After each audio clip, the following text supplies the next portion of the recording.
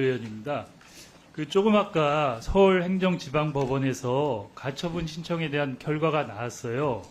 이사 임명 집행정지 가처분 신청이 인용돼서 방통위원회에서 결정한 7월 31일 이사 선임이 중지가 됐어요.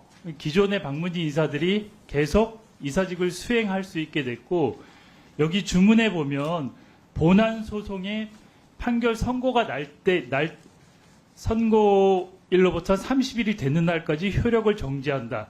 그러니까 이게 지금 기존의 방문진 이사들이 본안 소송 결과가 나오고 30일 후까지 방문진 이사의 역할을 할 수 있게 됐어요. 어떻게 생각하세요?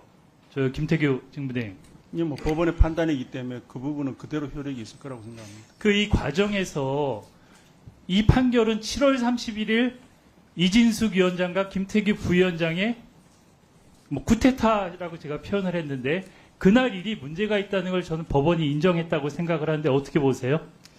글쎄요, 저희들은 그 부분에 대해서는 종전에도 답변을 이미 드린 것 같고요. 저기 PPT 한번 보세요.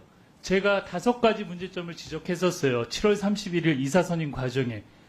첫 번째, 불법적인 이인 의결, 회의 운영 절차상 문제, 이틀 하루 미리 공지하는 거 안 하는 거, 그리고 셀프 각하, 이진숙 위원장이 자신을 셀프 각하한 거, 그리고 결격 사유 미약인 저번에 문제 제기한 당적 보유 문제라든가 이런 거에 대해서 확인 안 한 것, 그리고 심의 없는 의결, 하루아침에 해갖고 심의 전혀 없이 의결한 거, 저는 이 부분에 대해서 법원에서 어느 정도 다 받아들여 줬다고 보거든요. 그리고 저는 이 판결이 이미 방문진 이사들은 8월 12일로 임기가 끝났어요.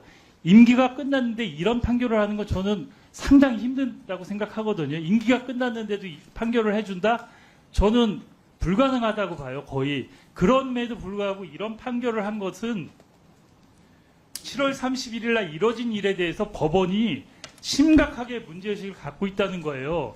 그리고 여기 판결문에 보면 방문진의 이사로서 수행하는 직무의 내용 등은 언론의 자유 내지 방송 자유의 보호 영역에 해당하거나 근접한 위치에 있다고 할 것이다.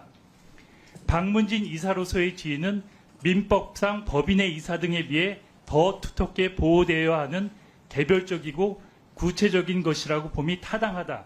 이렇게 판결문에 있어요. 그러니까 상식적으로 방문진에 대해서 우리가 얘기하는 민법이나 다른 일반 회사하고 상당히 다르게 방송의 어떤 독립성이나 공공성을 인정한 판결이에요. 그렇죠? 글쎄요, 지금 본안에 대한 부분은 아직 판단이 이루어지지 않았고 집행정지에 대한 부분이라서 지금 단정적으로 말씀드리기는 그러면 이렇게 곤란할 것 나왔으면 같고요. 그날 같이 한 KBS 이사 선임은 어떻게 되는 겁니까? 그래서 그 부분은 아직 법률적으로 특별히 문제가 된 부분은 아니라서요. 똑같이 적용해서 KBS 이사 선임도 원점으로 돌아가야 되는 거 아닙니까? 그 부분은 분쟁이 없는 걸로 알고 있습니다. 지금 앞으로 문제는. 절차를 볼게요. 지금 집행정지가 인용이 됐어요. 예. 지금 이제 방문진의 7월 30일 날 임명된 6명의 이사는 역할을 못 하잖아요. 기존의 방문진 인사들이 이제 역할을 계속 하는 거 아니에요? 임기가 지났지만. 맞죠? 제가 일단은 결정문을 좀 보고 판단을 아니, 하고 저도 일단 상식선을 말씀드리는 한번 얘기를 해보세요. 아니, 그런 고민도 안 하셨어요? 지금 직무대행인데 오늘 결과가 나오는데 결과가 인용될지 아닐지에 대해서 두 가지 상황에 대해서 고민을 하셨을 거 아니에요? 예, 당연히 고민을 하고 그다음에 만약에 인용이 될 경우에는 저희들이 항고 절차 등을 취할 준비는 하고 있었습니다. 그리고 구체적인 판단에 대해서는 저희들이 해당 결정문을 보고 판단하는 게 좀 더 나을 것 같습니다. 결정은 여기 있어요. 근데 예, 그리고 지금 여기 판결의 전 두 가지가 핵심이라고 보는데, 방통위 2인 체제가 심각한 문제가 있다는 걸 하나 판결문에 드러낸 거고, 또 하나는 7월 31일 이사 선임 절차는 엉망이었다는 거예요. 위법하고. 두 가지가 핵심이라고 보거든요. 전 어떻게 생각하세요? 집행정지 결정이기 때문에 본안에 대한 판단이 아니어서 그 부분에 대해서는 단정적으로 말씀드리는 저는 8월 12일 날 임기가 끝났는데도 이런 판결을 냈어요. 판사 오래 하셨잖아요. 이게 이례적이라고 생각 안 하세요? 판사들마다 판단의 기준점은 또 다를 수 있기 때문에요.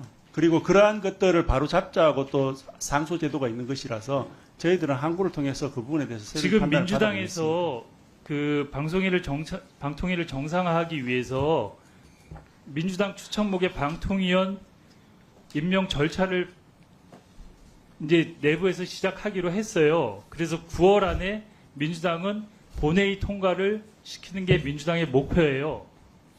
어떻게 생각하세요? 그 부분은 앞서도 제가 답변을 드린 것 같습니다. 추천이나 아니면 임명과 관련된 부분을 제가 나서서 말씀드리는 것은 적절치 않은 것 같습니다. 일부에서는 이진숙 방통위원장의 탄핵 결과가 나올 때까지 보류해야 된다 이런 얘기도 하는데 김태규 직무대행은 어떻게 생각하세요? 지금 뭐 똑같은 답변을 드릴 수밖에 없지 않나 싶습니다. 추천권이 있거나 임명권이 없는 사람이 물론 저도 앞서 이전에 말씀드린 바와 같이 5인 체제로 완성된 형태의 그리고 정상적으로 기능하는 항상 방통위가 얘기했던 게 빨리 정상화 아니에요? 그럼 민주당에서 9월에 추천해서 민주당 추천위원 2명 들어가고 그쪽 또 들어가서 그 체제로 가는 게 정상 아니에요?